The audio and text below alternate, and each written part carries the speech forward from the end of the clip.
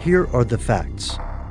It's no secret that the United States and Cuba have had a violent, antagonistic relationship since the island's communist revolution. In 1959, the revolutionary Fidel Castro became Cuba's prime minister. Much to the chagrin of the U.S. government and exiled corporations, Castro led Cuba for decades, even surviving the fall of the Soviet Union. The U.S. spent years pushing for regime change in Cuba, most notably in the disastrous Bay of Pigs invasion, and the U.S. focused on Castro specifically. According to Fabian Escalante, the former head of the Cuban Secret Service, there were over 600 attempts to assassinate Castro. These weren't the usual bullet or plane crash scenarios, and the CIA had some unusual help.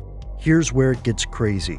The first documented plans to assassinate Fidel Castro date back to 1960. Escalante claims that every U.S. president from Eisenhower to Clinton has, at some point, attempted to kill Castro. While it's impossible to verify the specifics of Escalante's claims, it is clear that numerous plots existed. It's also clear that many of the plans never moved past the drawing board. These plans range from the plausible, such as having Castro's mistress poison him, to the outrageous, such as exploding cigars. Many of these assassination attempts involved poison, whether it was to be injected via a hypodermic needle, mixed into a milkshake, or spread inside a wetsuit. But not all of the CIA's alleged plots centered on killing Castro. Plans to dose him with LSD or remove his facial hair were meant to discredit the leader rather than kill him. While these operations might sound ridiculous today, they were treated with the utmost seriousness and secrecy during the Cold War. And, unfortunately,